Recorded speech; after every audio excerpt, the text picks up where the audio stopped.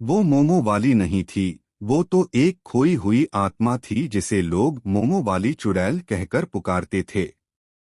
उसकी दुकान शहर के उस सुनसान कोने में थी जहां रात होते ही लोग जाने से डरते थे। पर मोमो, उसके हाथों के मोमो ऐसे थे कि डर के बावजूद लोग खिंचे चले आते।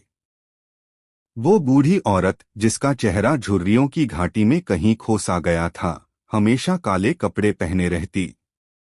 उसकी आंखें इतनी गहरी थीं कि उनमें झांकने वाला अपने भीतर ही खो जाता। लोग कहते थे कि उसके मोमो में जादू है, जो खाता वो अपने सबसे गहरे राज बता देता। एक रात राहुल नाम का एक नौजवान वहां पहुंचा। दोस्तों ने डरावनी कहानियां सुनाई थीं, पर उसकी जिज्ञासा डर पर भारी पड़ी।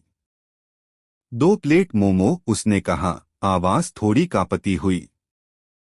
2 प्लेट मोमो, उसने कहा, आवाज थोड़ी कांपती हुई। राहुल ने विशेष मांगे। जैसे ही उसने पहला मोमो खाया, एक अजीब सी गर्मी उसके शरीर में फैल गई। बिना इच्छा के उसके मुंह से शब्द निकलने लगे, वो राज जो उसने किसी को नहीं बताया था, वो पाप जो उसने छुपा रखा था। चुड़ैल मुस्कुराई, हर कोई अपनी अंतरात्मा के मोमो खाता है, बेटा। पता चला कि वो चुड़ैल नहीं, बल्कि एक तपस्विनी थी जो लोगों को उनकी सच्चाई का स्वाद चखाती थी। उसके मोमो में कोई जादू नहीं, बस सच्चाई का मसाला था। जो खाता वो अपने भीतर झांकने लगता। राहुल ने पूछा, आप ऐसा क्यों करती हैं? उसने जवाब दिया, क्योंकि इस दुनिया में सबसे डरावनी चुड़ैलें हमारे भीतर रहती हैं। और कभी कभी उन्हें बाहर निकालने के लिए थोड़े मोमो चाहिए होते हैं। उस रात के बाद राहुल अक्सर वहां जाने लगा।